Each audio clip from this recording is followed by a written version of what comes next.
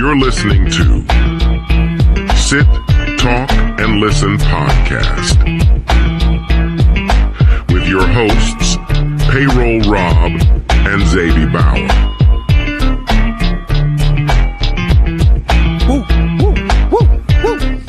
Hello, hello, hello. Yes, it is us. It's Payroll Rob, Xavi Bauer here with episode 16 of Sit, Talk, and Listen. It is Wednesday, August 14th, 2024. Xavi, hello. How are you? I'm all right. I'm feeling back into more of a routine of things, kind of everything kind of back into my own life, own world now. So it's been about a little over a week removed since house sitting here for 10 days. So Yeah. Back to life, back to reality, right? Who sang that? Who was Back to Life? You know the one. yeah, I know it, but I don't know who sings it. Oh, Jesus. I don't know the artist.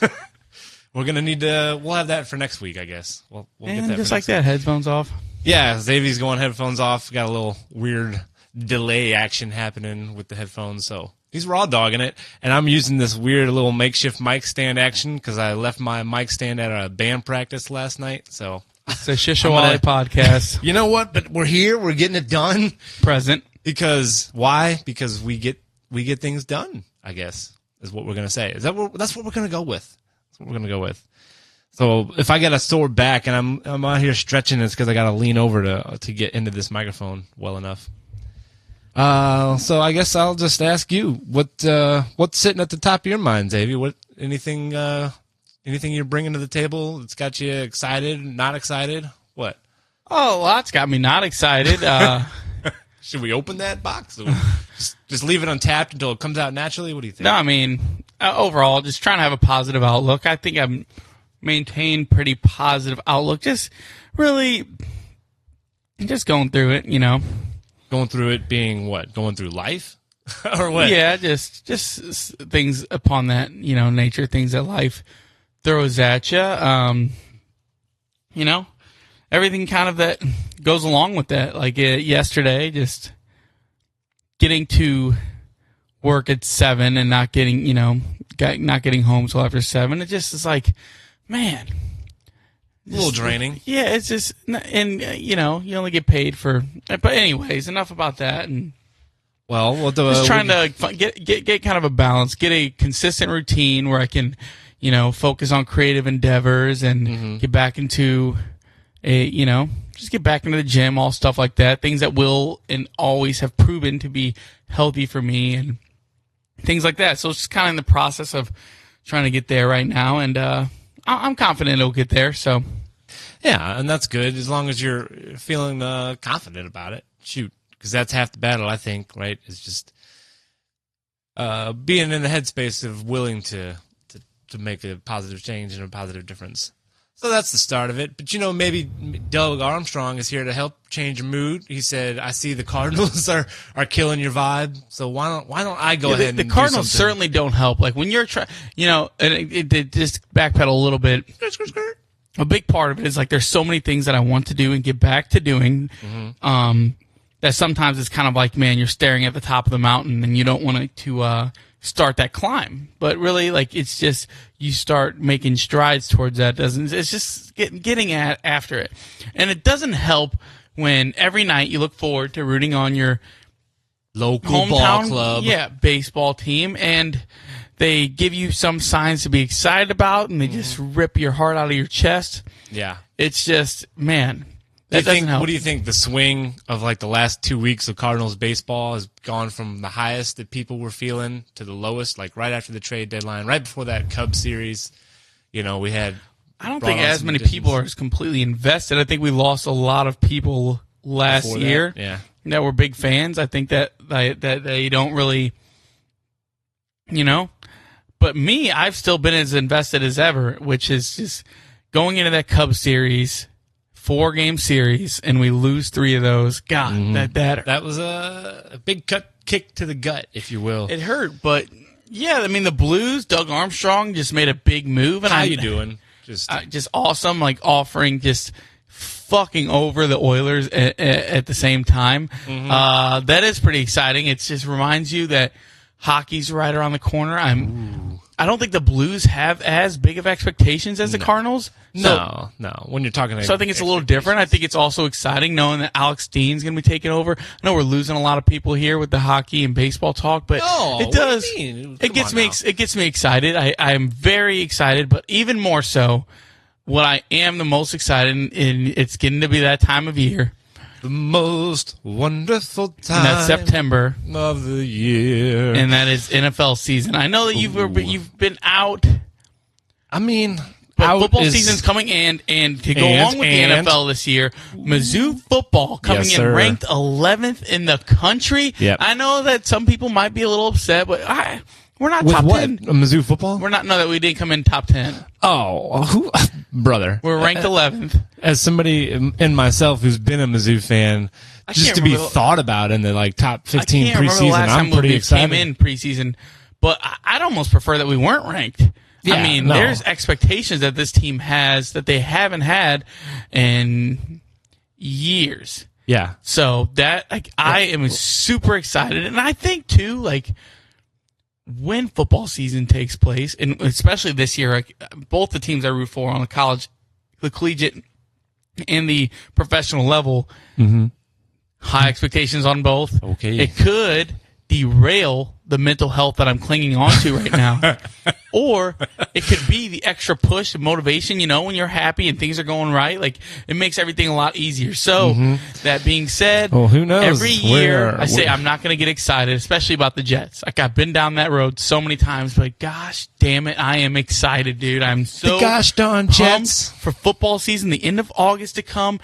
Mizzou starting should dog walk Murray State. And then, the Jets, please, we're starting off on Monday Night Football again. Jets. Jets. And, oh my goodness, dude. What do you think? Aaron Rodgers runs out with a flag again, or do we just do something different this time? Because, I was ready to run through a wall that last year. During that game, we won that game. I know that you guys won that game, but emotionally, it felt like a fever dream. Emotionally, you lost that game. Oh yeah, I was on the way home, and I remember just saying, I don't care that we won, we lost. No, that's pretty much. It was so hard, and every year I tell myself, do not get too excited. And here we are again. Don't do it, Xavi. Don't do it. We revamped the offensive line, have Pro Football Focus's 4th-ranked offensive line, all these things. Breece Hall being the number 2 running back on and it's what? Oh my gosh. You're fired up. That's the fun of being a fan, though, is you get your emotions invested in with it. You ride or die with it. But, I do love football, so I'm excited for football season right around the corner. I have no allegiance to the NFL, but I watch it. No qualms there. I thought you were a Chiefs guy. Yikes. Nope, not me, buddy. Not a Chiefs guy, the local team here in St. Louis, I guess. The hometown team. The hometown team for the Mountain City. Who knew? Oh, man. Oh, how the mighty have fallen. What do you think? Kansas City better city in Missouri than St. Louis? Is it just our... Well, dude, I've been seeing a lot of lists lately, which usually is not common. Everything around St. Louis is negative. But I've seen us on separate list of most underrated cities to live in. And so I think we might be, there's cycles and everything, Yeah. You get to a point where the city's overrated, overpriced, lots of crime, people move out, and now it's starting to swing back around to, due to the amount of stuff we have compared to the cost of living here is starting to get a little more recognized. So I think that we are still for in the pendulum basement. Swing? I think it's coming. Oh gosh, we're ready for it. Yeah, well, Lord knows that. Have we hit rock bottom? Is the question. It depends on who you ask. I think that we have hit rock bottom. I sure hope so. I think the pendulum is swinging back as everything does. I mean, yeah, I do. But I think it's just the very beginning of that. I think there's still a lot of T's to cross and I's to dot as far as, taking steps to improve some of these things that started our decline in the first place. Sure. There's not, when it comes to improving the economic roads and infrastructure of cities. You can't just have Band-Aids fix those things. Like, you have to really dive deep and figure out what are the root of the problems that have happened. Yeah, And for significant change, you gotta, invest significant time and energy to figure out what the true source of issues are. And I think that you're right. I hope to think that we're past rock bottom and we are in a place that our city and region is ready for a renaissance of sorts, and that's not passed us by. And I hope we're not too far behind other cities of similar sizes that, are doing better economically and attracting businesses to those areas and all that type of stuff. I think there's no doubt we've been passed by a lot of those cities, but I don't think it's irreparable. No, I don't think so either. And good on our man Doug Armstrong for keeping us alive with our hockey hope. Yeah. I mean, I will say, like, right now, I have not been to Ballpark Village in a few weeks as far as to work. But I just went there because Sean was in town from Sean's Nashville. And it was nice I always to get see his him. last name wrong. Spivey? Yeah, Spivey. Sean. Shouts out, Sean. Hopefully he listens. If not, he should. He is subscribed. Woo! So that's half the battle. He said he has yet to be able to tune into an episode, but he's subscribed. You know what? Numbers is numbers.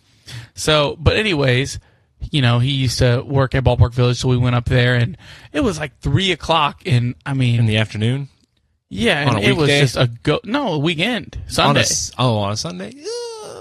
But which can be a little slower, or at least. But I mean, it was tumbleweeds. I mean, there was like 7-8 people at the bar, and besides that, I was like, gosh. I mean, granted, the Cardinals weren't in town, but even then, yeah. But a downtown economy shouldn't live or die on whether or not they have a sports club happening. well, yeah, especially since Ballpark Village is,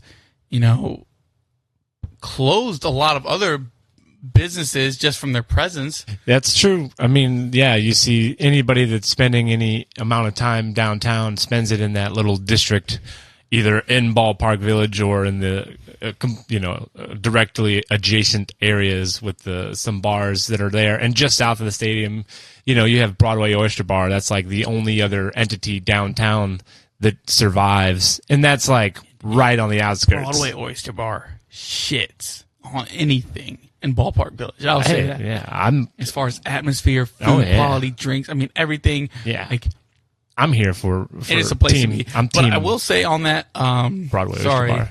Jesus, no, it's all right. You got things to say. Yeah, sorry. I just.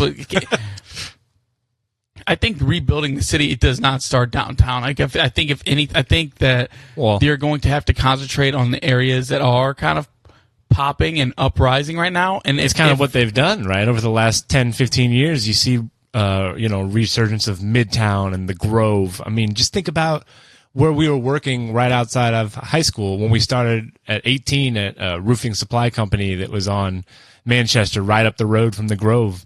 90% of those buildings that are now beautiful restaurants, are bars, are coffee shops, or even some boutique, shopping, whatever. All those buildings, the majority of them were boarded up or falling down, dilapidated in some kind of way. And that was a short period of time, 15 years ago, 14 years ago, at this point. So you see the resurgence of an area like that of town. So I think it already has started, like you said, not downtown, but I think it's time that downtown really needs a serious adjustment. It needs to be able to attract people to want to go hang out down there.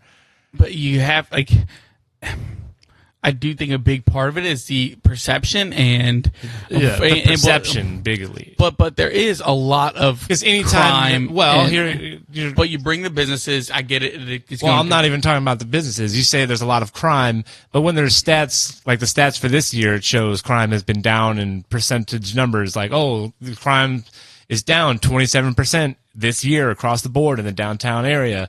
All people say is, well, yeah, of course the crime's going to be down if nobody goes down there. So it's, you do these things and you have these stats. People are going to believe the perception that they want to believe. And if it just keeps being, regurgitated over and over and over again about any time a story happens in the downtown area, it's circulated so widely. And everybody's like, see, this is why you avoid going downtown. And it's just people like to focus on the things they like want to focus on. Being working at Ballpark Village and just knowing in the 3 years roughly that I've been there, I mean, there's been so many times just in Ballpark Village where coworkers had their car stolen. Yeah. People have had stuff broken into. People have had their purse stolen from the restaurant. And let me be clear, by no means it is. I've witnessed it. Yeah, by no means am I trying to say that crime doesn't happen down there. What I was just trying to say, and what I was getting at, is the fact that if there's stats that are saying it's going in the other direction, we're doing something about it, people are still gonna push back on that and be like, "Yeah, no, that's all hoopla. It's nothing to concern about. Downtown is still a hellscape." So it's like obviously there's still work to do, but I think it's like there's stats that show it turned the corner a little bit. No, I would agree. I would, not to put it all on the shoulders of our franchises, but you'd have to think if we were winning more, it might bring down more people to maybe change their perception of seeing that 25% down. But when you have Goldschmidt and Arenado playing like they're 50 and 45 years old, I remember when I used to know. I really do think, like this, the Ballpark Village, as we just said, is like the biggest part of downtown, and that was all tied in. How much money does Paul Goldschmidt make this year? I'd say $25 million. All right, we're gonna just say $25 million. I just need to. I wish we could get Bill on just so he could say you could pay me $25 million a year to strike out like Paul Goldschmidt. I needed to hear that right now. But it's just been such a. You would have to think with Ballpark Village being so closely tied in with the Cardinals that I mean, it's in their best interest for the success of downtown, right?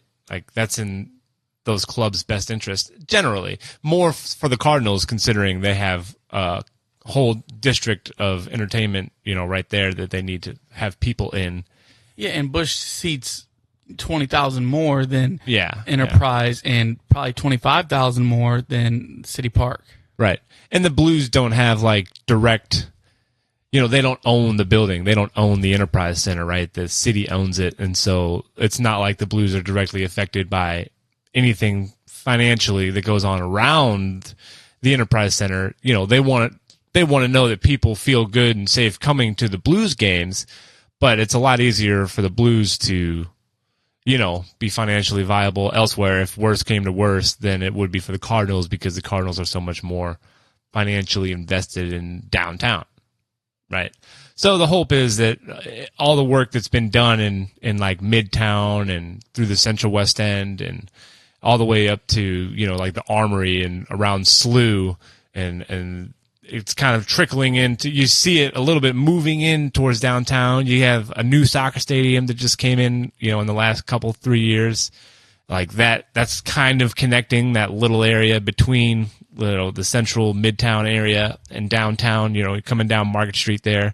So, they're trying, they're going to be putting, there's already a Ferris wheel in right there by, Union Station. They're going to be putting in a, what do you call it? Roller coaster. Do you know that? Did you hear that? No, but that's cool. So if that doesn't bring people downtown, nothing will. No, I'm kidding. It's going to help. Maybe it'll look cool. Yeah, well, we'll see. Well, I really hope. So we were talking, about Ballpark Village and hanging out and stuff. And so I had a stat that I thought was kind of interesting.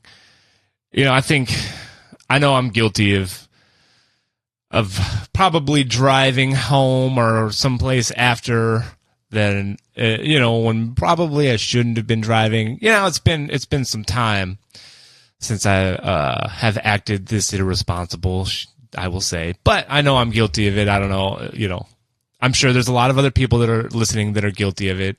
I mean, the coach from college that was excusing his players DWI? Who was that? You know what I'm talking about. He said, "Shoot, we've all had a few beers. No, we shouldn't be driving." What's wrong with Who's that? That was like a month ago. The Clemson coach? Clemson? Darryl Sweeney? I don't know. We're going to have to get producer Tony on it to look that info up. I was just making a point. So anyway, we're guilty of it. But the stats show that on average, on average, when a person gets caught and they get a DUI, they've probably driven at least 80 times before that. when they shouldn't have been driving. What do you think? Does that sound? Where are these numbers from? That's the stats compiled through like FBI and Mothers Against Drunk Driving. Had these stats. Oh, so that means there's obviously 80? people. There's obviously then people that have driven way more times than 80 being drunk and before they get caught. And then there's people that they might have only driven drunk once or twice and then they got caught. But on average, seems a lot. But maybe that puts it in perspective, I guess, of how many times people are admittingly, because you got to think for them to come up with these numbers, that means somebody had to say, yeah, I probably drove drunk about 120 times before you caught me. You know, if they made it to like 40 years old, let's say, and were just doing it since they were 21. I mean, if that's what the numbers say, that just seems shockingly high. Yeah, I thought it kind of was too. I mean, 80 times before ever being caught. And like how, like, are they just over the legal limit or just like you're fucked up? It's just over the legal limit. Over the legal limit. I mean, right. Yeah. I mean, I get but that's what we're saying. So, I mean, there's a difference from where you've gone out and maybe been over the legal limit or maybe said, I should not have drove home. Well, yeah, I agree, 100%. That sounds terrible. But the amount of times, saying. And the amount of times that I've been like, I should not have drove home has been way less than the amount of times that I've probably been over the legal limit. Yeah. But it's, like you said, it's different. So maybe 80 is a little bit more understandable before somebody's like, finally gets nabbed up or whatever. I don't know. I know there was definitely a time I thought I for sure was going to get a D-dub, and I had only had like 2 beers that night. But it was 2 beers when I also had some knee pain medicine. Oh, yeah, that'll do it. That'll do it. Well, I don't think 2 beers would put you over the legal limit. No, I don't think it would either. And I don't but think the pain medicine would. But it just, I guess, made my eyes all glossy looking, and I just thought for sure that this cop was going to be like, dude, you're messed up. But he wasn't. He was like, oh, just be careful getting home. I said, whew. And this is after I did a whole field sobriety test and all that action. Well, yeah, and anytime you're under the influence of anything, you wear it a lot on your face. Like, I can tell. Me? Yeah. I can usually tell if you've been, like, I don't know of what, but usually I can be like, oh, yeah, you're sober or you're on something. That's funny. Like, I remember the Metallica concert this past year. Sometimes it's a little, not that it's bad. I mean, it was fun. Yeah. I was just saying that I could tell. I feel like I have a pretty good idea. Like I kind of my baseline threw better my than brother under most. the bus, for being high a few weeks ago. I didn't even speak a word to him. I have a sense. Yeah, especially for people that you're obviously close to and around somewhat regularly. Like I said, you know their baseline, and so you're like, well, and drinking's an easier tell because a lot of people will get a little more red in the face. Mm-hmm. Start talking louder. Yeah, just like bags start coming out in the eyes. People have a lot of tells for drinking. Mm-hmm. Sweating. Oh yeah, sweating. I get sweaty when I eat some chicken wings, like especially even if it's like a little mild sauce, I get a little sweaty. That's crazy. Under my eyeballs starts to. Like my mom can't even eat the salsa at Rosalita's. Oh, too spicy for her. Huh? Yeah. That's. Speaking of my mom, a couple weeks ago, I had mentioned that we went and watched a baseball game. That I watched a baseball game with her a couple Sundays ago, but I did not mention the delicious dinner she made, and Jesus. she made my favorite, literally my favorite thing, and that is her potato casserole. She made it. Usually it's for special occasions, but she had made that. She made a really good. These are like a few of your beef. favorite It's things. like it's not a pot roast, but it's it's a little beef dish. It's so good. Yeah. So it was great. I didn't mention that, so How I just could wanted you? to tackle that. It was delicious. Thank Terrible you. son you are. Anytime, potato casserole is my favorite thing. I'm over here calling you a terrible son. I think the amount of airtime we've given your parents is long surpassed any mention of my parents. Well, they don't listen. News to me. No, I'm kidding. They don't listen. They got better stuff to do, If they probably. listen, and it's like anybody else. If you listen, you chime in, you give us some feedback. Of course, I'm going to show you love. Like That's true. That's what we're asking for here. But if we want to show love to Fran and Jeff, thank you for the building blocks that you bestowed upon Rob. There you go. To bring me to this stage in life. Yeah, they were the Couldn't be here without you guys. the stilts to your clownery. Mm-hmm. Yep. All right, so we talked about the the drinking and the driving. So I was also wondering too. So I don't know. What do you between if you had to have? Well, I guess there's a lot of food. We don't get to talk about food enough, right? I think that we both enjoy food. Obviously, you just mentioned a great dinner that your mom made. So I think it'd be interesting to break down some of these food thoughts that I had as I'm eating.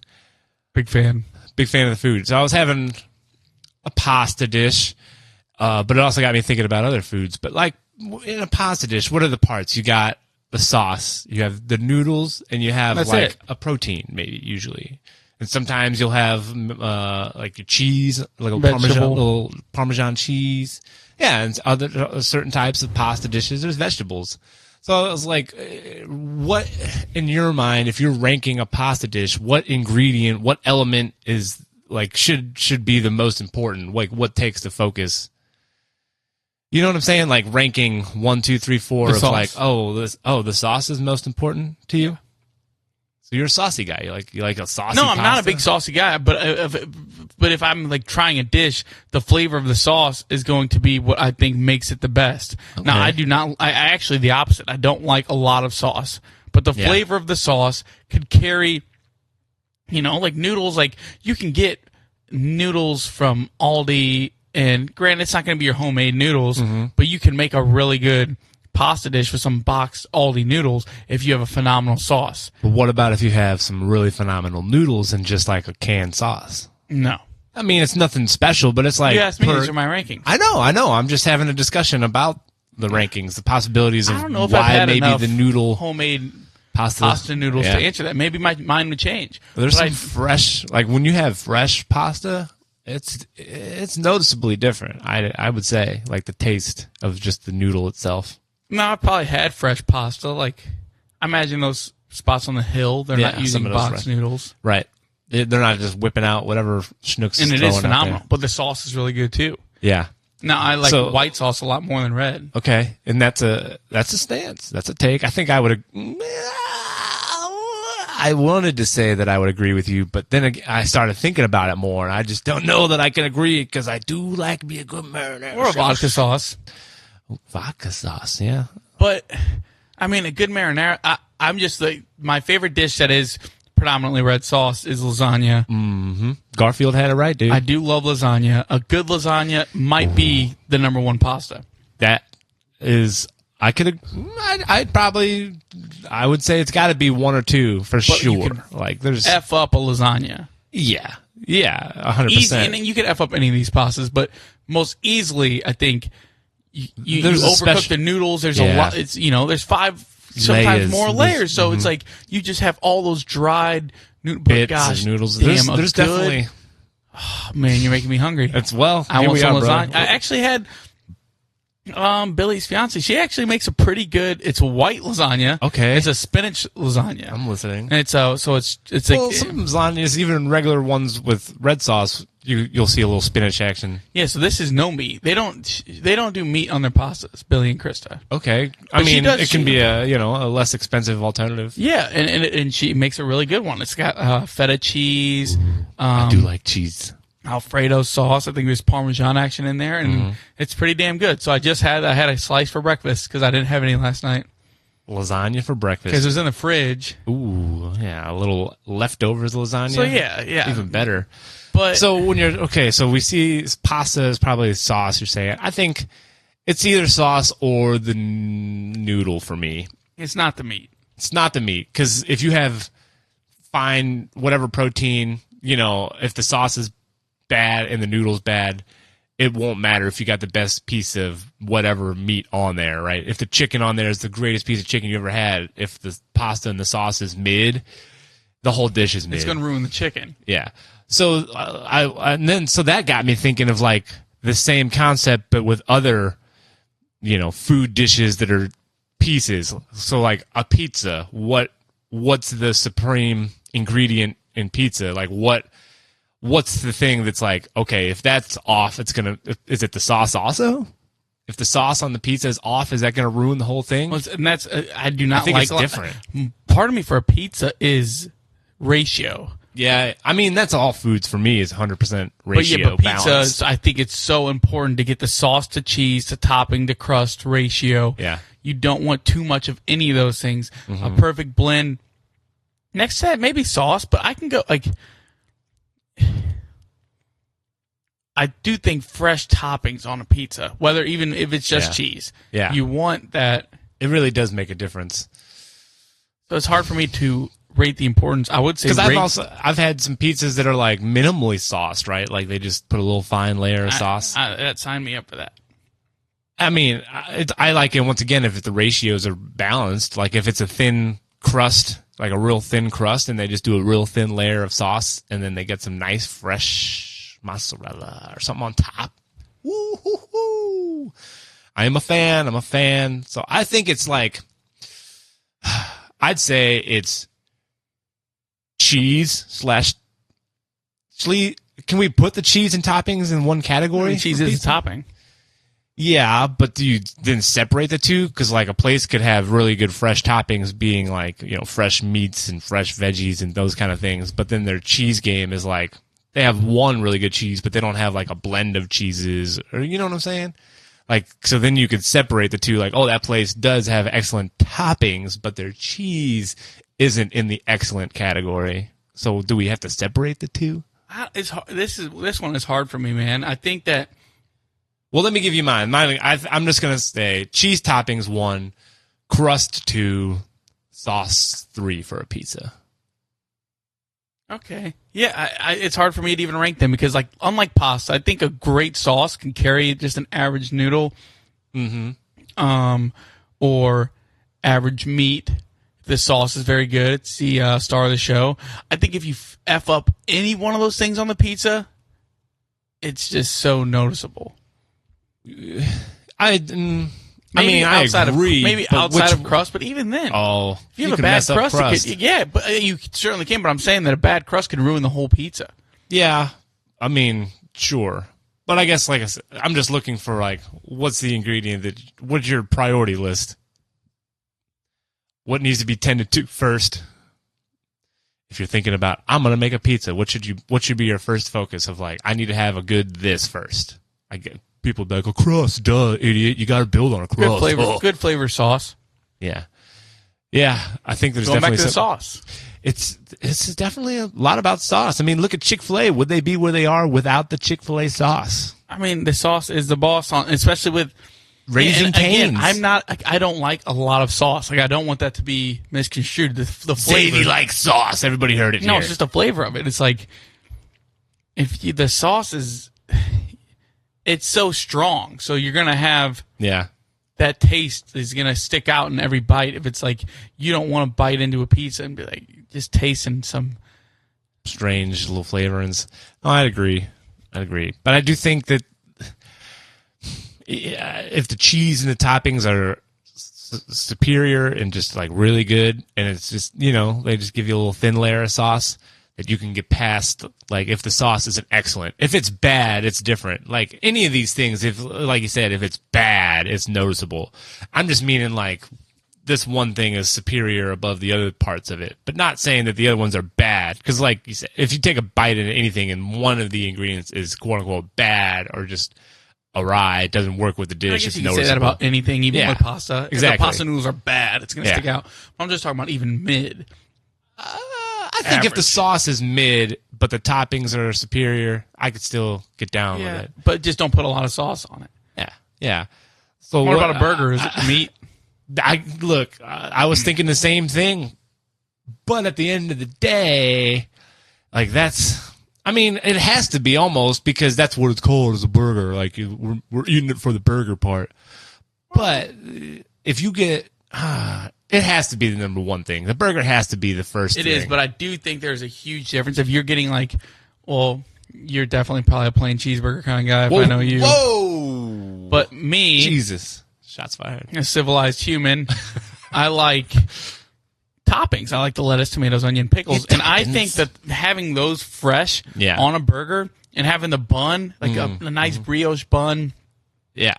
I do think that it really does set it off, like having good toppings and obviously a really quality bun. it can take I don't want to say a mid burger and make it better, but it can take a burger that's like, it's okay on its own. To your argument, and it can make it better. But if you get, exactly. If you have a burger that just the burger patty itself is out of bounds, like they mixed up little seasonings in this burger patty, and you can just eat that patty by itself and it's delicious. Sorry, the rest of it don't matter as much. I could have a cheap 99-cent bun from the grocery store and a little piece of lettuce that was at the bottom of the barrel. I'll just take it off and I'll eat the burger. Yeah, I would take the toppings off in that scenario. So yes. So that's why, unfortunately, burgers are really easy to kind of distinguish. There are other things we can do this with. Yeah, break it down. Food, chili. What's the superior ingredient in chili? The sauce. Well, when you say sauce, a lot of people get to their chili sauce in different ways. Like, are you just putting the stuff in and letting it sauce naturally with a little chopped tomatoes, and then you put in your own seasonings? Some people have like a can of chili sauce that they'll put in.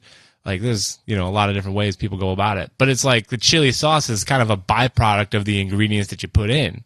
You know what I'm saying? So I guess I wouldn't know, like, if I were to quote unquote use high quality seasonings, like if that would make a difference. I'm not super chili versed.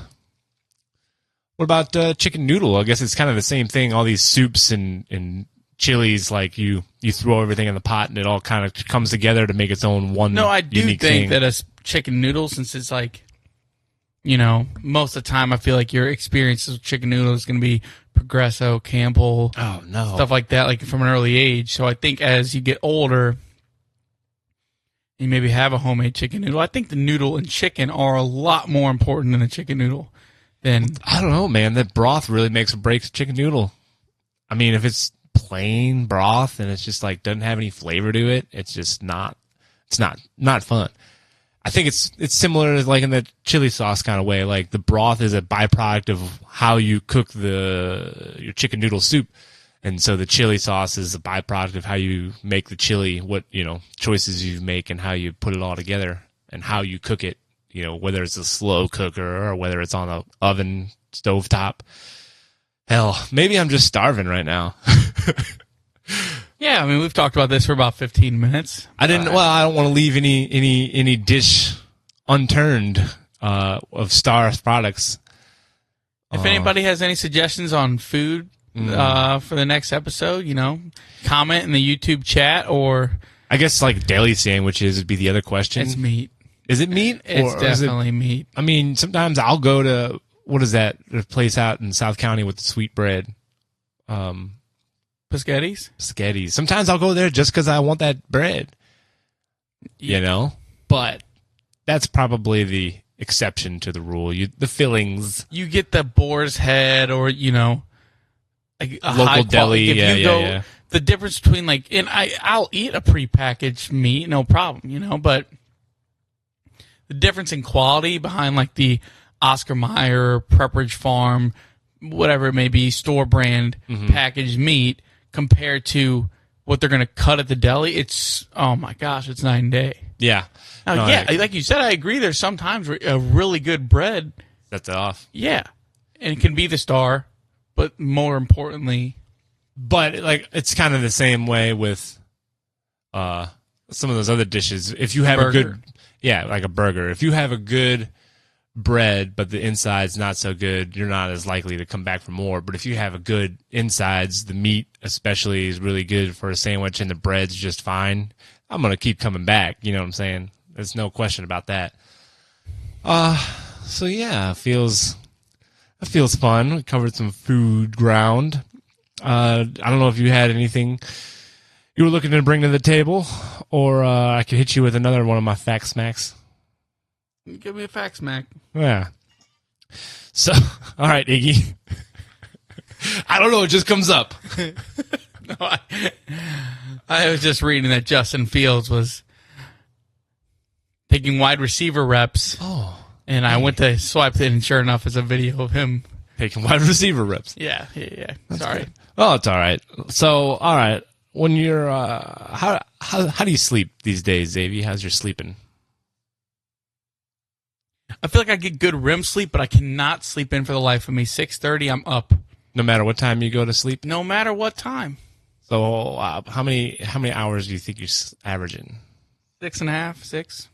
That's not bad. I'm probably doing about the same, 6.5 to 7.5. Sometimes 8 if I'm really feeling getting after it some nights. I cannot nap.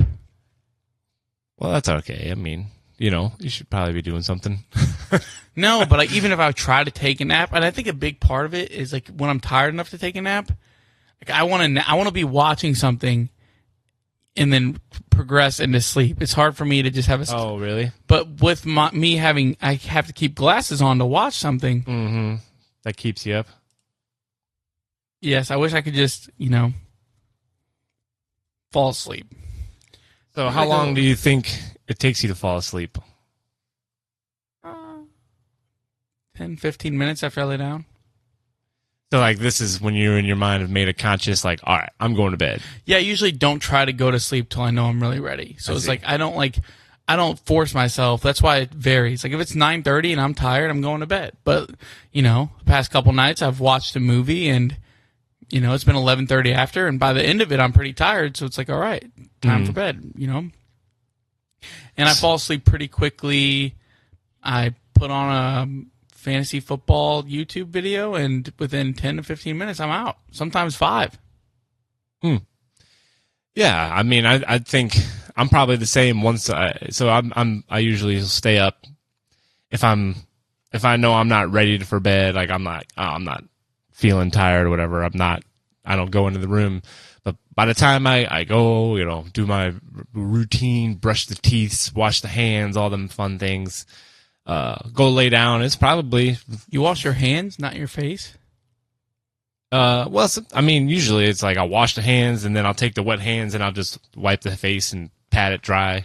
Interesting. It's what happens. Hell, I don't know. Well, it's because normally I take a piss too right before, so it's like I'm washing the hands. Yeah. But anyway, yeah, I'm probably like 5 minutes or 10 minutes or so laying there before I go to sleep. So the studies show that an average time it takes a person to fall asleep is 7 minutes. And when I first read that, it felt like wild to me because you hear people all the time talk about like, oh, I can never sleep, I can't sleep, this and that. So I guess the question is like, when do people count like, okay, this is how long like I'm spending trying to go to sleep? Because a lot of people, like you said, sit there and watch TV or look at their phone until they just pass out. Well, I separate it. I'm in the living room because I try to separate. This is where I go to sleep. This is where That's good because that's what I do as well. So I don't know. Does 7 minutes seem about right for everybody? If you were to guess an average for people, I'd say 5 to 10 minutes. So that falls right in line with that. Sure enough. Well, that was an interesting statistic then. But I do think what the problem is, because I used to be a big person of trying to lay in bed. I think what happens is people try to get this like, oh, it's 10:30, this is my bedtime. Like we don't have bedtime. So I think that's the problem is like you try to set yourself a bedtime. Certain days you're going to be tired earlier than others. So if you try to go to, it's time for me to go to bed. Well, some days your mind's not done. No, so, I agree. I would rather, because I used to do that. I used to stay up and, people would say, oh, my mind starts thinking of everything. I used to be. Now, I realize that if I am doing things that I want to do until I'm ready for bed, until my mind tells me because when you're really that tired, you're not going to be able to think. You're not going to be able to overthink. Right. That's a good, if you get point. Into bed and you're not thinking, you have an idle mind, and then it starts, that's when. Yeah, I agree. Anytime that I've ever set like a quote unquote bedtime, I'm like, okay, I gotta be asleep by this time. It's always been much more difficult to actually go to sleep as opposed to just leaving it open and being like, well, when I feel like I'm resolved for the day or whatever, I'm done with whatever it was that my mind's working on today, then I know it's time for sleep. And usually it's by the time that I'm just sitting there and like, well, what should I do now? That's usually the time I'm like, well, if I need to figure out what I'm going to do next, maybe it's time to just shut it down. Yeah, I just kind of listen to my body on that one. That's a new development, though. I say over the last couple of years, I've started taking that method. It's so much better. Yeah.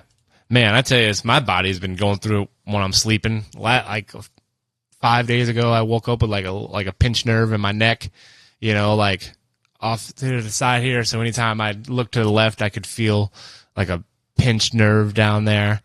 And then today I wake up and I'm not working and I feel like a pinched nerve in my lower, like mid back, kind of like in the loin, in my tenderloin through my back area. Mm-hmm. Hell, I don't know. Just getting old. All these aches and pains. Yeah, we're getting to the age we got to start stretching and taking vitamins and magnesium. Just because we say it, it's not going to make it easier. Just making it part of a routine. I'm certainly not great at it, but I think that's all it is you start building stuff into your routine, it doesn't seem like work. It's just part of your day. But it is. It's just getting to that point. And it does cost money to incorporate things like that in a routine. Not stretching. Little vitamins action. I got magnesium, calcium, potassium that I take every day. It's all in one. Multivitamin, you might call that. $20, but it's a huge fucking bottle of it. Yeah. Yeah. Yep. Well, I'll take care of my body when I'm dead. That's one way to look at it. Yeah. I'm kidding. We'll see. And there's a lot of ways to look at art, and one of those can be in the form of musical theater. Segue! Yeah, hitting better segues than the amusement park in Branson. That's why we are professionals. Yep, I would say so. Speaking of, so I grew up in musical theater, FMT, Family Musical Theater. I think my first play, I was like 5 or 4, MAME. A little kid role. My dad was in it, and he got into the theater through my mom's dad, Lambert, Grandpa Pollock, well beloved. Shouts out. Yeah, very loved man. Not a lot of enemies in his life. You think he'd have listened? He'd probably listen. He would. He for sure would. He's a fan of the arts. He is. My Grandpa Pollock was just a great human being all around. So, didn't know we were going to be name dropping him, but lots of love. Just tremendous man. Glad that I had him in my life for 12 years. Now, he got my dad into theater. I want to say maybe The Mattress. The Princess in the Pea? Yes. I'm pretty sure that I know my grandpa did that play, but I know if it wasn't that, my dad did Annie. That was the first play I remember going and seeing. Annie. You're familiar. Orphan. Yeah, Redhead, Daddy Warbucks, all the... Daddy Warbucks. I remember going and seeing that. Red shirts they all had as a cast. Where were they playing? Where were they showing it? Gosh, I can't remember where they were showing it. That's okay. That was the 90s, dude. I was a wee lad. But that was long ago. But I didn't MAME. I remember my dad had to be like 26 during that play, which made me like 4 or 5. And he came out and he had a scene where he basically was supposed to be presented naked to the audience, but he had where he was just covering himself with a newspaper. I think he was wearing like his little skivvies. Yeah, little underwear. He wasn't just buckled. Skivvies. I don't know. Anyways. So did that. Then I was a munchkin the next year in The Wizard of Oz. And, nice. Did you have to sing a little song, the little Lollipop Guild? Yeah. Nice. Yeah, and I mean they were so fun. Like I thought, it was just it was always so fun to be a part of. I was also in Oklahoma. Oklahoma. Yep. Fiddler on the Roof. Do you know anyone from that? Do I know anyone from that? No, any songs? You just sang Oklahoma, so I didn't know. Oh no, you. Reached my limits. Tony was in Oklahoma. My oldest sister, she did Oklahoma in high school. Tony Keller. Yeah, Jackson these days. Well, I just didn't want to dox her, but we're doing it for everybody else. Yeah, so I did that. Then I believe my last show was there's a couple plays in between there that like Bye Bye Birdie, Camelot. I was not involved in. I came back from Music Man. I'm pretty sure that was the last one I was in. Then I worked backstage for some. Ended up working the lights with Justin Bryant. Shouts out, JB. That was awesome. Anyway, so I'm just saying that the theater is awesome. Now, my dad has still remained in theater all these years. Last year they did. He's now with FMT is now debunked. the theater that I was just referencing all those plays in. Yeah, a lot of those theater companies, it's a tough business, just like music. Yeah, but there's a lot of great theater in the city. I mean, they have Arts for Life every year where they acknowledge all of these, I guess, community theater groups, and a lot of them are really, like, I mean, they're fun. They're talented. A lot of talented. Yeah, it's good.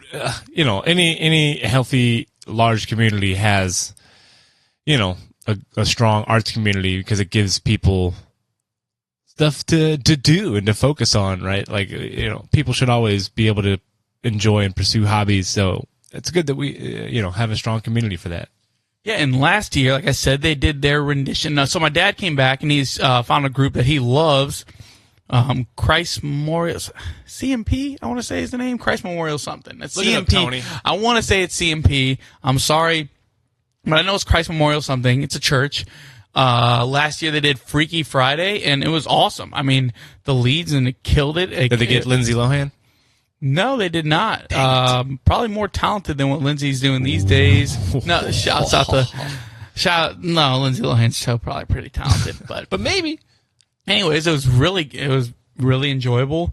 Would highly recommend. I wasn't even familiar that they'd had a musical for Freaky Friday. Maybe that's where it started. It was on the Broadway stage. There's a movie adaptation of it, which I guess was their maybe inspiration. The play probably came first before they made it into a movie.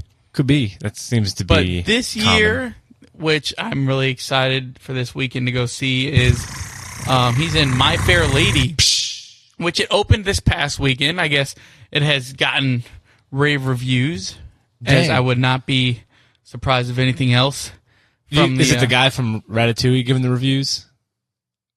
I imagine what's his name? Ego? Was that is he doing local theater reviews now? Ego? Yeah, the guy from Ratatouille. Not familiar. Oh my gosh! But yeah, so I know that. Yeah, they sold over 300 tickets to both Sunday shows. Which wow, is that's pretty great. big. It's exciting for them and us. The capacity is at 400, so there's still. So if you are wanting to go see a talented local theater group, support the arts, just get out. Go get some tickets. See Fair Lady. Take your Fair Lady. Yes, sir. To go see My Fair Lady. I promise you'll have a fun night. Make a whole night of it. They're right next to Fitz's restaurant. Your little dinner Lindbergh. and a show. Yeah. A little dinner and a show. Gosh. What a better date combination than that. Oh, my gosh. So I just wanted to shout that out because it is something that has been a part of my life for the majority of my life that I can remember, if not all of it. It goes back, like I said, to my grandpa, and kind of, is what my dad was able to bond with his father-in-law over. That and That's Risk. great. And yeah, I'm a big fan. We need to get Jamie. She's been a big fan and wants to get out and see one of Bill's plays. So well, next weekend is your last chance, and I know my dad was just talking about that. He had thought Jamie had said something about. Did, but it's all right. Sorry to put you on the blast. Well, we're bad with short notice. We'll see what's up. Well, there's been quite a bit of notice. This is my first notice. Maybe you'll make it out when my dad comes to Nick's Pub one of these days, huh? Yeah, well, Nick's Pub's going through changes just as much as Black Sabbath. I was just joking because my dad has backed out the last 2 times that he has gone to say that he's going to. So just having a little fun and giving you a little excuse since I built you. We'll just continue to support each other in the same way that we have been. I'd love to come out. There's so many things going on. Seems to be a common denominator here, though, of somebody who supports both. Well, that's good on you. Nobody's a better friend than Xavi. I'm just joking. I've been quite a piss poor friend throughout. No. Yeah, so that is what I had. That's what I had in the. Don't go to Nick's Pub. They're changing the vibes. No, I'm gonna say it. Don't go to Nick's Pub. And if you liked old Nick's Pub, it's about to be different. There are no more bands gonna be there. We just got. There's like a whole email thread of bands that had played there that we were part of, and this past weekend somebody was like, "Is everybody else getting fired like we just did?" And everybody commented like, "Yeah, we got fired too. We got fired too." They have a DJ, and they ask somebody to like take a pay cut by half. Like, well, we'll keep having you play here if you want to take half of what we were paying you before. Fuck Nick's Pub. Yeah, that's what I'm trying to say. Maybe I should start a business endeavor called Nick W's Pub. There you go. Put it maybe a little further down Manchester. Nick's Pub 2, like TLO, right? Yeah, Nick's Pub also. And it would be like the old Nick's Pub. We just keep that aesthetic and vibe. Yeah, that's what I'm saying. We build it exactly the same. Do you miss the old Nick's Pub? Do you miss the cheap drinks, good vibes, live music? Well, here we got it for you. They're bringing in a DJ. So Old Nick's Pub. Speaking of, and it's not just any DJ. It's this DJ that was just fired from the Rooftop 360 at the Hilton. He sucks. What's his name? I don't know. DJ Dickhead. That's him. No, I mean, it's interesting because I just heard about this guy like a week ago because he got fired because he was playing an unapproved playlist. Well, terrible decision, if you ask me. Okay, people are not coming to Nick's Pub to hear that. There's already well-established places. You got Tin Roof. You have, what's it called? Gosh damn it. Help me with that. Wheelhouse. Midwestern. All those places. Those are already well-established places where if you want to go listen to DJ live music and have a club-type atmosphere, you're not coming to Nick's Pub for the Nick's Pub has established themselves as that good. I mean, damn, it's been the same. It has been the same since I started going to bars. It's been my favorite bar. So, but you know what? Fuck you, Nick's Pub. Things change. People change. Feelings change, too. Never thought the circumstances would have changed you. Well, the guy sold the place about, a couple months ago, and we're starting to see the new owners shake things up a little bit. What have they done to us? What do they do to us? Oh, it's facts. But I also see... I saw... Oh, while we're on the topic, though... Oh, sure, yeah. We're banning things. Canceled. No one ever is allowed to go to Taco Bell on Bayless. I hope that franchise owner loses his rights to own restaurants. I hope the workers there lose rights until they should have to go to a 20-week class minimum of being the bare minimal contributor to a working society. You cannot be employed if you're not going to do things that employees do. That's right. We're going in. I've banned everybody in my house from eating at the Taco Bell on Bayless. I said $50 extra towards rent if you eat there. My brother and his fiance just had to go to the Tesson Ferry Taco Bell because I will not, and it's so close. Yeah. My brother and I went in there last week, and I had already, months ago. This is, it's built a bridge. We got to get this out. Months ago, I had went there, and it was for a DoorDash order. And this was like, I want to say, it might have, I can't even remember. It was either my DoorDash or Desi's at the time.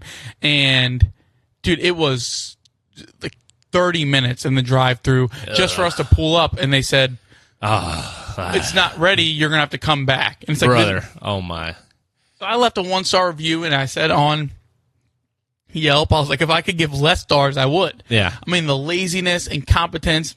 The just not care attitude. Yeah, dude, so bad. And I don't do things like that. Yeah. You have to, and I think most people would say that they're going to leave a review more if they have a bad experience. And that's the nature.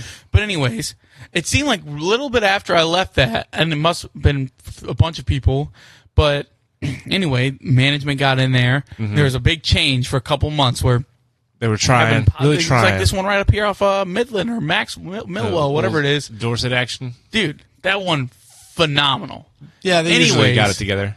Anyways, go in there. Taco Bell on 2 Bayless. Sundays ago, my brother, Corey, and I, coming back from a card show. We're going to stop in. Corey's not going to eat, so he's waiting in the car. Me and Billy go in. 30 minutes go by. Nobody else is even there. This is like 11:30. Wow. And 11:30 a.m. So there's maybe one other car there. We're inside, and dude, 25 minutes go by, and they're like, "Oh, we're sorry. Oh, so sorry. Yeah, well, there's only 3 of us, and but I'm like 3. It should take one person to make this this. They can make the food in not Corey even 5 came minutes in because he had thought we just decided to eat there. That's how long this was taking. Yeah. We ended up getting our food at 36 minutes. I went and looked at the time my transaction went through to the time we were 36 minutes, dude. Nothing. I'm not gonna get on here and be the guy that's just gonna rip fast food workers or whatever. I'm not going to be that guy, but I'm going to rip lazy workers. I think anybody can be forgiving if they see at least you're moving, you're doing something, you're trying, if they know that you're working and you're doing the thing that you're being paid to do, which is to make people's food and give it to them, then most people are forgiving. But if I look in there and I see like 2-3 people leaned up against the counter, chilling on their phone, and there's maybe one person that's actually running around making the food, that gets under my skin because I just feel bad for that one person that's trying, and they're just got 3 other shitheads that are working with them, and they're just not doing anything. And they're like, bruh, I'm here all night. I don't give a shit. It's like, congratulations, you're getting paid to be here. What if you tried doing something? You wouldn't be like, so I'm bored, bruh. I gotta get out of here. That's my assumed attitude for every lazy employee. Well, I don't think it's one specific. I think that it's not even specific to fast food. You can run into that problem anywhere, but it is mind blowing. Like, yeah, it's just, I don't know what these people expect. Like, from, if they can't even give a bare minimum effort, like, what do they expect from the world? Like, I don't know. I don't know, man. And it sucks because Taco Bell sometimes it just hits, It hits dude. in the right It's so move. close, man. It's 3 minutes from my house. Yeah. No longer. Can't support that Taco Bell on Bayless. So I just was talking about grievances as we ban next air 'em pub. out. We're going to ban the Taco Bell on Bayless. Put them on the list. Fuck you. Fuck them. That's what I say. So yeah, that's we got our that. business rant. Maybe we'll start. Maybe we'll talk positive about businesses too. I wish I had something on mind. gotta sponsor us talk about first. it. Well, try to have some balance. I don't want to just be negative all the time, but Yeah. maybe weekly we'll start talking about bad and negative experiences. We'll make There you that a go. little Segment. a little segment we have each week. That'd be nice. What did we do? We went to, I get the Sweet Spot. It's right by us out here in North County. They got some good foods. It's like mostly a breakfast and lunch joint because they got donuts and things. I've been there. Yeah. So there you go. Positive recommendations for the Sweet Spot. Yeah. So, okay, I'm just transitioning a little bit here. Nothing smooth, nothing, just a little rigid. You're my NBA guy. I don't know I don't have a lot of deep knowledge about the NBA. I need somebody to break down to me what's up with the whole salary issue. Why do they have a salary cap in the NBA? What's the point of it if, let me see, it's like every team except 2 of them is past the salary cap. Yeah, and there's luxury taxes and stuff. So You have to pay quite a hefty luxury tax if you break the salary cap. right, and then there's these aprons or something, like a first apron and a second apron. I'm not quite sure what that's about, but I guess I don't understand. What do these teams all just make so much more that they are willing and can obviously afford more, and luxury tax, so this is not a problem? Like, why does making I guess my question is, why does having a salary cap make it even if these teams are so willing to cross over it in the first place? I'm an NBA guy. I'm not much of a financial guy. Right. From my understanding and like what I'm reading, apron means that teams can only acquire, sign, and trade players. So if you're going to sign a guy just to trade him in a deal, you have to sign him below the apron. So it avoids players so if you're above the apron or above the salary cap, you can't just sign guys and just to trade them. You have to be working within the salary cap to do that. Now, I think the salary cap is implemented trying to give large markets on the same playing field as lower markets. So your Memphises and your Los Angeleses are playing within the same. However, I think that the luxury tax, if you are owning the Los Angeles Lakers, probably bringing in probably worth over $3 billion. Keep going. I would say that you would be more willing to say, if you're going over the luxury tax and you're paying in the hundreds of millions for luxury tax for breaking the salary cap, that's going to be worth it to you because the owner of the Memphis Grizzlies probably isn't seeing enough profit from said team. He's seeing a profit, no doubt. Mm-hmm. I mean, the whole NBA is on the rise, we can agree, but yeah, it's not operating under the same fair playing field that I think it's designed to. Lakers valuation as of last year, $5.9 billion. And let's see, the Detroit Pistons. All right. Well, stall. So, yeah, that being said, I don't really understand the ins and outs of all that. I'm not a finance guy. But Detroit Pistons valuation, $1.9 billion. Yeah, see, and barely worth even a quarter of that. So, and now the Pistons are obviously way down there this is a list. hard cap and a soft cap. A hard cap you cannot go over. Detroit Pistons are the last on team spending. They haven't even met the salary cap. Look at that. Would you like that? I pulled that right off. And then you have the Jazz that are almost right at the salary cap.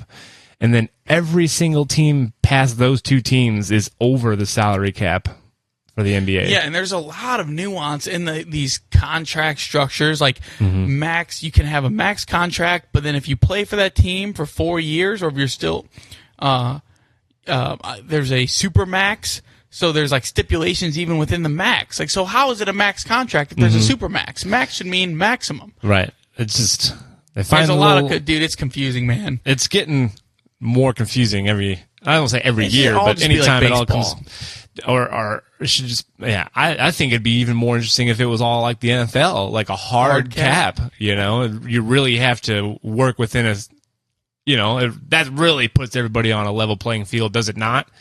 But I guess they're not interested in that. Well, but even then, though, like the NFL has started to have, like, you get enough geniuses in there that they maneuver things around and they start kicking the can down the road, and that's going to be somebody else's problem. It's going to be somebody else's problem. Right. Yeah, so it's all interesting. I think that there's got to be ways, like they should implement harder caps. Like they can't have so many loopholes, but, I just, I get that most players' unions would be 100% against that, because by having a flexible cap ceiling, you allow individual salaries to be higher. Like you could have the star players making more money, which they're like, well, that brings up the amount of money that everybody below them makes. So I get that, right? Like players' associations and those unions wouldn't want a strong cap. But from a competitive standpoint, us, the fan, do you think it'd be more enjoyable if it was just a hard cap? On all sports. We won't just talk about NBA, just all sports. All sports leagues have a hard cap across the board. Depends how you're looking at it. That every team is able to operate within. I mean, yeah, I think it'd be more... Because you really have to, be flexible with how you do Cardinals and things. Blues fan in me, yes. The Lakers fan and Jets fan in me. Hell no, brother. Spend money, you got it. Like besides my two hometown teams, I root for two huge market teams. Yeah. But so it's hard for me to say, like. But like putting that aside, I'm just trying to gauge, like, what in your mind would that be a more competitive product on the field, like more 100% it would be, because it'd come down to talent development and drafting and scouting, right? And then only blowing your quote unquote load on like really one or two really talented players, and not like five and then two of them aren't actually talented, but you wasted money, but it doesn't matter because you have a lot of money to blow. But you could argue also that Golden State in this, they had a lot of homegrown talent with Steph Curry, Klay Thompson, Draymond Green, so on and so on, which made the talent that they had from their locally developed players allowed their franchise's net worth probably to triple since 2010. And that being said, then that makes the owner go out and get a Kevin Durant and stuff like so. There's a little bit of a chicken and egg effect. Like if your team is winning and you develop that talent, then your owner is going to be willing to spend more money because he's making more money. So, I think you have your Tampa Bay Rays in baseball, which has kind of broke the model, which they spend well below the cap. Or not, there's no cap in baseball, but well below the average right. MLB roster, and they are always competitive. Yeah, they're getting a new stadium down there in St. Petersburg, Tampa. I don't think it's going to bring the fans. It won't discourage them, though. But like I said, it'll make the fan base that is there more appreciative and willing to be like, all right, come on, my children, let's go to a baseball game. It is and interesting. Pass on that fandom to the next generation, hopefully. Because Tampa Bay has won, and they still don't get people. But in hockey, the Lightning Yeah. have built a pretty Strong huge core. Yeah, strong core in the same city. And you don't want to just say, well, because the Lightning are winning, because the Rays also are. So I wonder what the disconnect there is. Do you think baseball would be more popular in Tampa than hockey? Yeah, I guess. Maybe there's a lot. Yeah. It's Hard to guess what it is that makes that. But you get a lot of transplant folks from like the Northeast specifically that moved down to Florida in their retirement years and before, and then some of their kids then follow them down there, and then they've been down there. Some of them have only been down for 30, 40 years, but they still have their older generations that are holding on to their fandom of hockey. But it's not like baseball wasn't popular in the Northeast. That's what I'm saying, because the same thing with the Florida Panthers have built a really strong fan base. But you look at Marlins Park, who has a relatively new stadium, and it's like that's an interesting story. It's interesting there. that I'd like to. Now but we Miami's joke about that, but this is something that personally I'd like to look into: is why hockey has built a stronger fan base in Southern or Florida in general than baseball. So I guess which has Hispanics. This is there's part. You would think it'd be more popular because of that. You would think.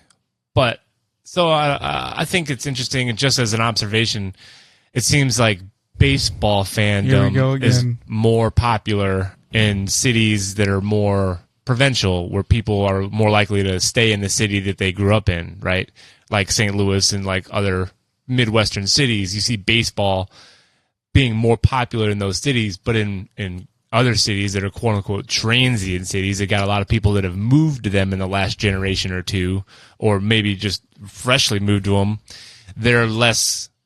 It seems like those cities have a harder time of attracting baseball fans, like actual hardcore baseball fans. Like Atlanta, I mean, is for as good as they've been, they even have a more difficult time, like night in, night out, filling that place. But they've been great, so they're going to still bring fans. But Atlanta is such a big transient city. For as big of a metropolitan area as it is, you would figure that they would have a lot bigger of a fan base. But facts are is you got, New York Yankees and the Cardinals even, and the Dodgers, obviously. Cities like that, and even Chicago. The baseball teams are awful, but they still have probably more baseball fans in Chicago than that are in Atlanta. And Atlanta's got more people in the metropolitan area than Chicago. It just seems like the cities that have, a large transient population aren't as into baseball. Maybe it's more, and then maybe it's easier to get those people converted to hockey fans because hockey's, a quicker paced sport. That's so true. They can kind of just go to a game willy-nilly here or there and still get into the game because it's quick paced and like, oh, that was a fun time. Like, I have no idea how the team's doing this year, but I went to 2 games last year and I had a blast. Oh, they're doing good. They're in the playoffs. I'll support them.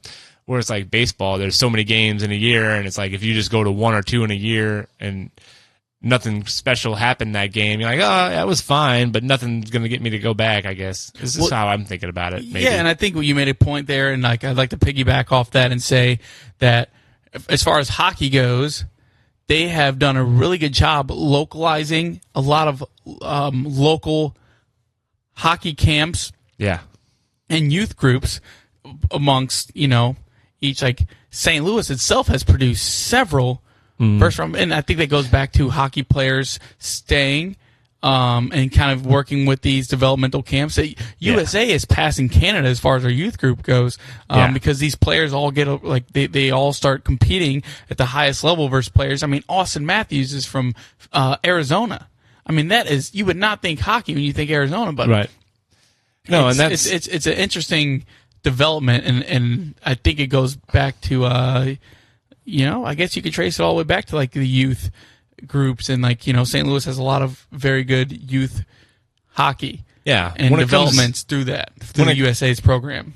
And when it comes to sinking things in long term into the culture, that's what it takes. It takes people committed long term to an area and community building, and also for longevity of any sport, you got to have interest of youth. Right, like having a strong presence in youth sports pays off in the long run for every sport. Like, I don't know, I don't have any numbers for the amount of kids participating in baseball in the last 10 years. Like organized playing youth baseball or whatever. But I get my gut feeling tells me that it's probably less, and that's not all due to the decline in popularity of baseball. That's also due to the decline in popularity of kids playing sports in general. I'm sure. But the amount of kids playing a sport is a direct correlation of the popularity of that sport in the near, 5 to 10 to 15 year future, right? If you see less kids playing a sport now, you know that there's a good chance that sport could be less popular 5 to 10, 15 years from now. Like football is, as popular as it's ever been, probably right now. Is it going to be that way in 15, 20 years when we start to see the outcome of less kids that played it in their youth?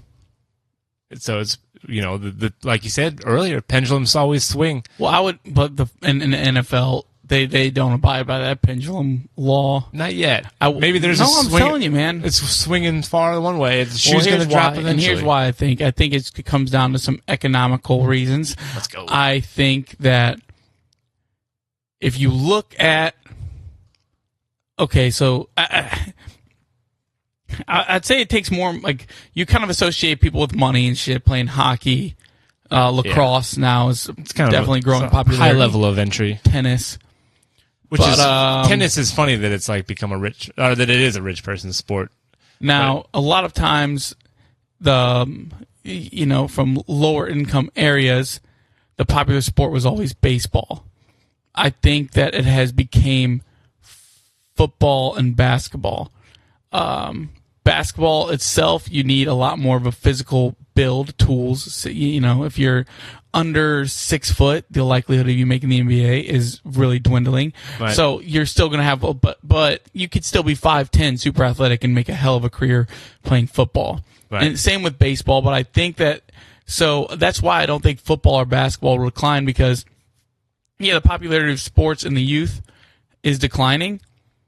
But I think also in lower income areas, that still a lot of that youth is playing sports. Yeah. Because they don't have all the same electronics and stuff. So I think that, you take lower income areas, and the sports that are popular with them is turning a lot more into football and basketball for those reasons. So that is why I don't think that will decline. Yeah. Besides, the NFL and NBA market their stars and appeal to the youth. Your Patrick Mahomes and your Steph Curry's, LeBron James is like this. The star factor of it all, so getting the youth interested. Is there a kid that's 11 years old that doesn't know who Patrick Mahomes is, who doesn't know who Steph Curry is? No. But there's probably a lot of 11-year-old kids who might not be too familiar with Shohei Ohtani, which is a damn shame. Shame. I agree. I know we've talked about this kind of topic a lot, but I think thinking about it on a deeper level, socioeconomic level, I think that's a big part of why baseball, and I don't think I think you might see it become more and more Latin. Yeah. Because I think, like you said, those Dominican, Puerto Ricos, Venezuelas, they're still growing up playing baseball. It's the number one sport there. Yep.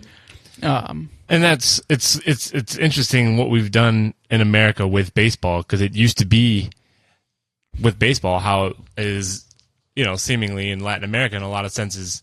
Like we've somehow made baseball an affluent sport. Like where, people expect to have the best bats, the best gloves, the best fields, and if they don't have those things, then they don't want to play. Like they don't have an interest in playing if they're not playing on a nice field, and they don't have, we don't have bases. We don't all have really nice gloves, or we don't have, this and that. But sandlot ball was played all the time, I'd say pre-Vietnam mostly. I'd say around the 70s is when you started to see a change to people in lower income areas were not playing as much baseball. It shifted to basketball courts being put in at parks, because they were cheaper to maintain. So you see a lot of shift in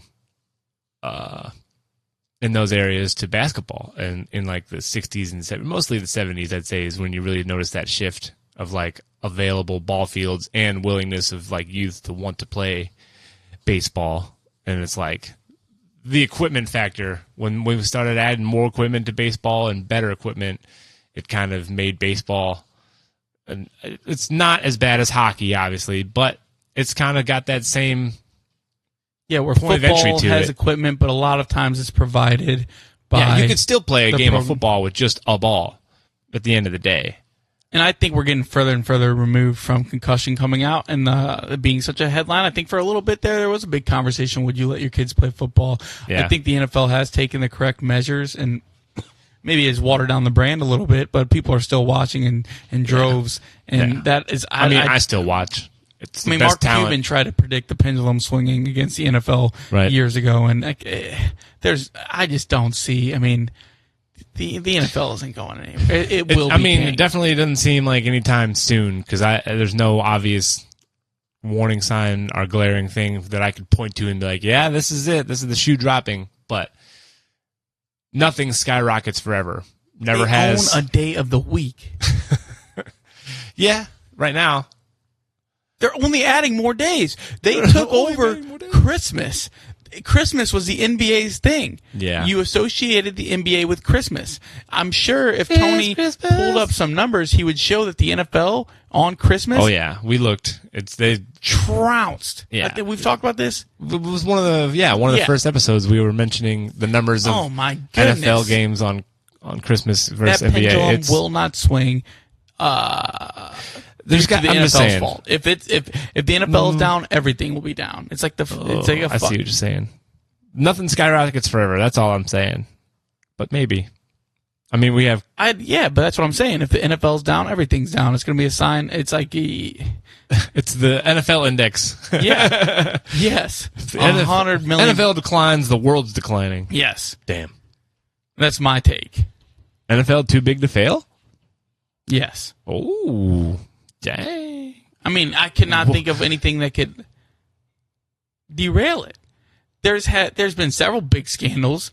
I mean, one of the biggest stars of the 1970s and became a huge star after in Hollywood was caught in the biggest scandal pre-2000 that sports has seen. And if anything, it made it bigger.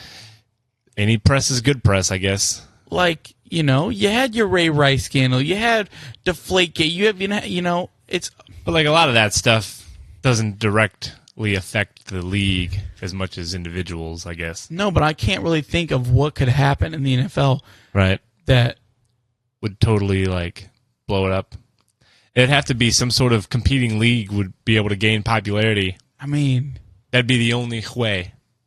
Like a live golf situation, like some Saudi money comes into some sort of new football league, and they're able to pay players more somehow coming out of college, and they choose to go to this league.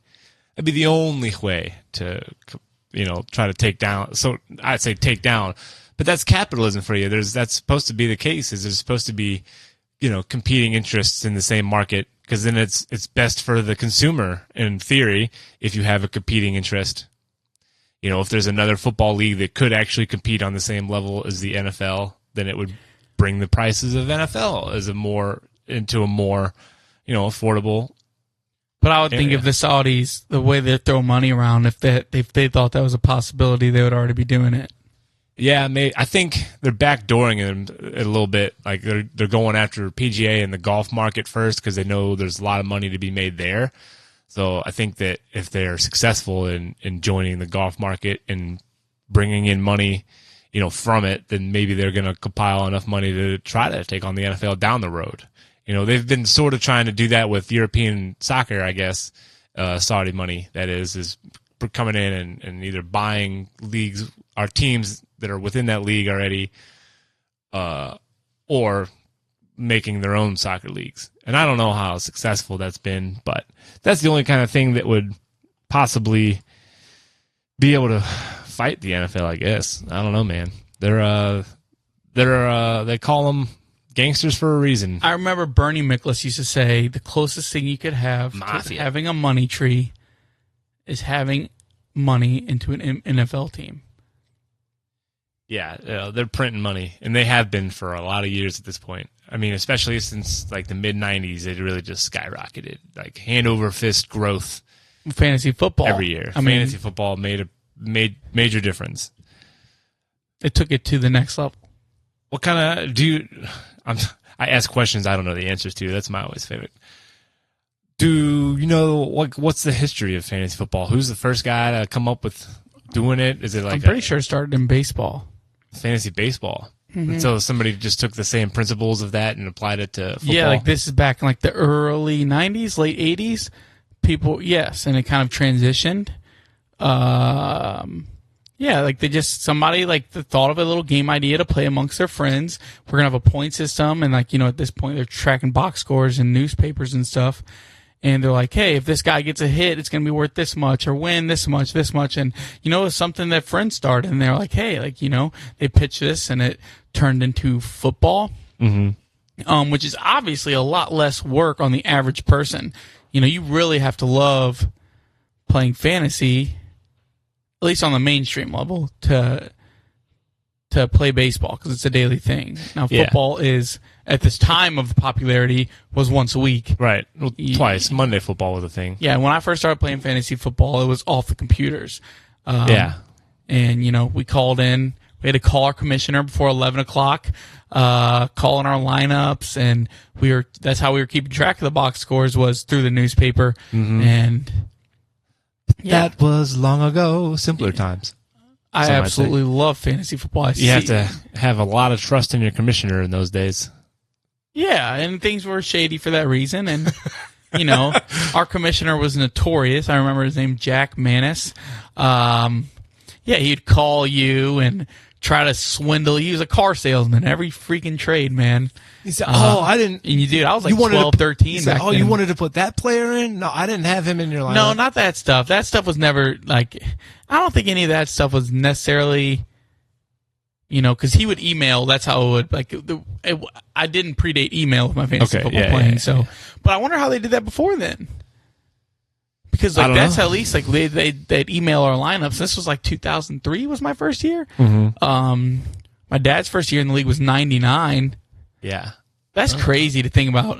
But I would have to say fantasy football and then parlaying that into how big sports gambling has became. The sports gambling stuff is definitely taken it to a whole nother level than it already was even at. Obviously, just because of the draw of that. I mean, I've heard a lot of people say, like, firsthand experience, people say, like, I wouldn't even watch whatever game if I didn't have money on it. And it's like, that's becoming a common thing for a lot of people. That's also a problem. It's obviously a problem. So when maybe the pendulum swings on sports betting before it swings on the NFL, right? Like maybe government again says, we realize that this sports betting and gambling openness is actually bad for people, and we need to rescind it. I get it. Money talks. So maybe... You think that the legislation is going to go against the money that they're making off the taxes of these companies? Your DraftKings, your MGM Grands, your FanDuels. Dude, I mean, I know what you're saying, but I'd like to think government cared about humanity. They don't. They do not. Well, I'm not saying that they do or don't. I'm just saying that I know that's what you're saying. What I'm saying is that it seems like, once again, things change, things swing back.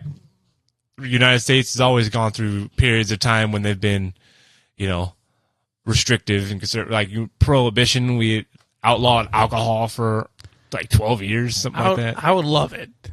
And I do agree. Obviously, I started the show talking about pendulum swings, and I would love it if like government started taking actions that didn't concern their pocketbooks. It just, gosh, it's so cynical, but it just then seems there's the trajectory. argument of like pro or anti-government regulation. Like, let the people make choices to ruin their lives. Don't let the people have the choice to ruin their lives. Like, these are the, it's a moral conundrum a little bit. Gambling is, they target, it's a super, super addictive thing. Like you just said, I think there was a point in my life where I wasn't enjoying games if I didn't have money on it. And like, gosh, now I could, I make up a game with my brother where we would draft a team on MLB The Show and we'll watch a simulated game with nothing on it. And that's fun to me. But like, I had to take a step back and look. Really break out and look at things. And a lot of people are totally caught up in that cycle of same way of thinking, and they just don't even realize it because they have, what they think is that expendable income now. But then 20 years from now, all the money that they might have lost, it's just some betting here and there. It's only $50 a month maybe that I lose gambling. Well, yeah, it happens so easily. You say, you lose $20, you can eat that. But then you're like, I want to make that $20 back. Yeah. And then, they encourage the parlays and stuff. You see, for $20, only these 6 things need to happen, and I win $400? Well, it's that's those odds for a reason. They're not. And surely it's how convenient that every time you open the app, they say, here's Jose. Jose won a 17 parlay that he only put $10 on, and now he's won $1 million. They always have those stories. Well, and a lot of things that I'm seeing too is that DraftKings will advertise through Bleacher Report. They'll be showing these tickets like, this dude just won $47,000 on his parlay, and you see that he put $200 on it. Well, if you're spending $200 on parlays, you already have money. Yeah, like 100%. These people probably have a bunch of $200 parlays because they can afford it. Exactly, and that's what the average person doesn't realize. And so you just got people blowing money on parlays left and right, and the averages of people hitting parlays are small. If you see a crazy thing, like say a no-hitter in baseball happens, and you see that bet DraftKings will post, like somebody bet $200 that this guy's going to throw a no-hitter and just won, he probably put $200 on almost every player throwing a no-hitter because he has the money to do that. Yeah. And the odds are that at least one no-hitter will come, right. And it's going to pay off when the that whole hits. hit. But most the people average person aren't doesn't playing have that. that capital. Yeah, they're not gambling like that because they can't. But like you said, people don't think like that. They see It's that, just the this psychology. is possible. Yeah. Like this guy,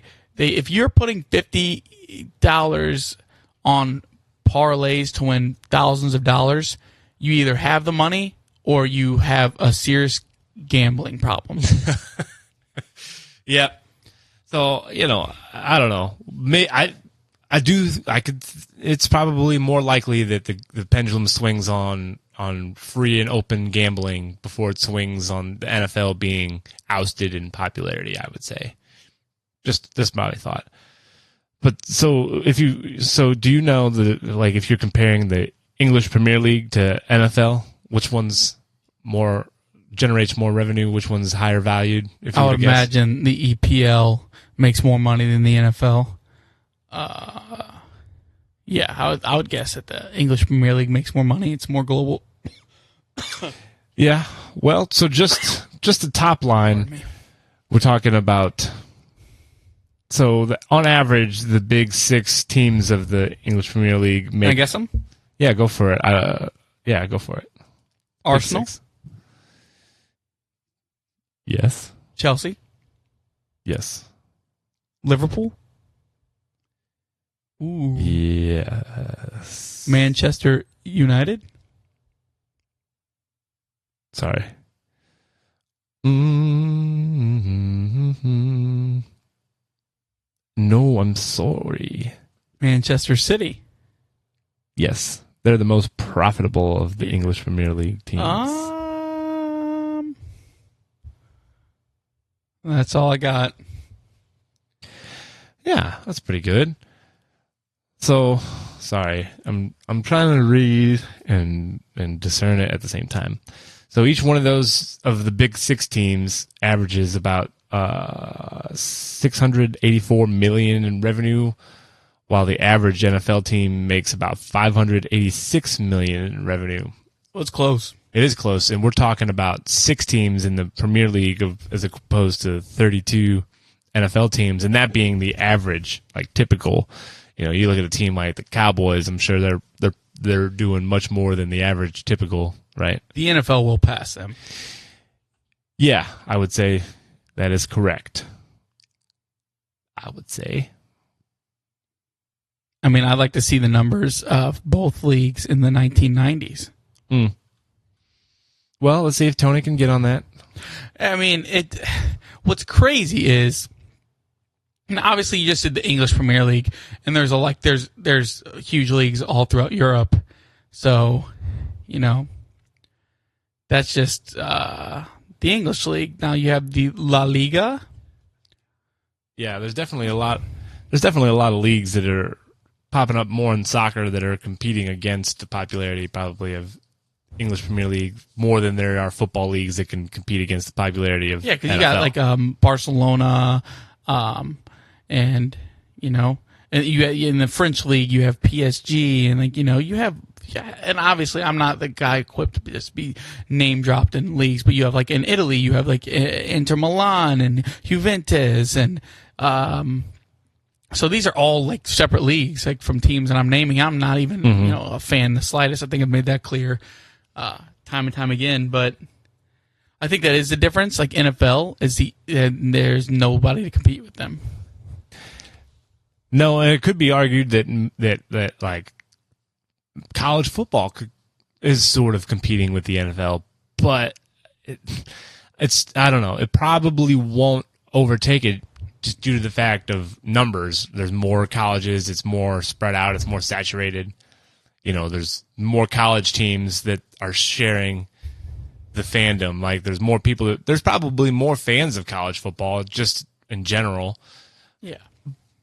But the amount of money that's being generated is more. It's concise, right? And NFL is one unit. It's one, entity, whereas colleges are all split in different conferences, and NCAA doesn't help anything. But I am interested to see for like the next few years how the college football playoff, like how that adds or what that does for overall interest in college football. Oh, it's going to grow it. Yeah. What do you think that's going to do, like in the comparison to these other professional sports leagues? Well, I think the NFL works in conjunction with college football. Sure. So it's a little different, but I think it's just only going to help both of them. Yeah. I know. Because like in college football, it's like I do think people are more married to the teams and the players. You kind of have to be. You might have a guy, if a guy is very good, he's only playing for 3 years. Right.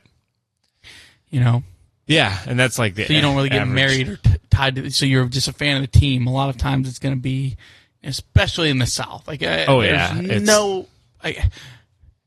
nothing like it. It's part of your culture. It's just what you grow up knowing. Just like soccer is for a lot of those English Premier teams. Yeah, teams we might not even have off the top of our head are so huge. And they're in the third tier leagues. But it's the same thing in the SEC. You got Mississippi, like Mississippi State, not a very predominant college, but gosh, the people that are fans of Mississippi State, it is huge there. Right. I mean, it's a huge rivalry with Ole Miss, and like, yeah, I mean, it's a massive industry, and like fun. It is fun. I think I do love college football. I love football in general. I think it's a great sport. So I can't be against the game. I do love the game. What I do hate is just the mafia-ness of the NFL, and I could do without that. Love to see a different business strategy from the NFL, but if you're at the top of the game like they are, you get to call all the shots. You get to make all the rules. So that is what it is. Sucks to be me, I guess. Yeah, I mean, you wouldn't have the same feelings if your city didn't personally get effed over the way it does, because the NFL's been operating like that for years. They've been doing underhanded stuff for years. Yeah, I mean, I'm sure I'd have became privy to it still same way, even if we did have an NFL team. Your feelings wouldn't be the same towards that. Probably, but I'd still be like, damn. Like, did you care at all about teams prior to the Rams getting absolutely screwed over? Cities losing their teams? I know maybe it's different, and we've talked about this at great lengths. No, that was a secret episode. Oh, yeah, it was. We're holding that in the tanks for who knows when, probably when somebody wants to pay us for it. Maybe when we get cameras and stuff and can have more guests and more voices enter in on such topics. Mm-hmm. Rehash the Stan Kroenke. So I don't know. I think that's a lot of the stuff that I brought to the table today. I feel like we've covered quite a bit. We unfortunately, we purposely did not do the ChatGPT segment. It's just with time and everything, and Bob getting back from vacation and stuff. We were a little pressed for time, and we're just really kind of rushing even to get last week's episode out. So we don't have the ChatGPT segment of reading the weekly little summary. It's just, it's a process to get the summary together, because I got to skim through the whole episode, try to remember what was talked about, input those bullet points into the chat GTP. Wait. He's still nailing it. Chat GPT. So I got to put it in there and then let it spit it out, and then, get it all all who's and what's, crossing the T's, dotting the I's. It's just, it takes a little bit of time to get the summaries together. So, ran out of available time last week. But we wanted to make sure everybody got an episode. So we got the episode recorded and we got it uploaded. So if you're going to not be happy with not having a summary, then just deal with it. And before we wrap this up, remember to comment or text, whatever it is, some of the things we talked about earlier. I'd like to make that maybe a negative experience or a positive one that you had with the business, food related, and maybe some foods for us to debate next week about what is the most important ingredient. Yeah, and said things. I'd love to talk more about that. Yeah, we could definitely get into more food talk. I could talk food for a long time, brother. So I think that's probably about it for me. Xavier, that's it for you? Yeah, I feel like we covered a whole hodgepodge of things today. A whole who's and what's for who's and who's? Yeah. So we're out. Bow, bow, bow, bow, bow.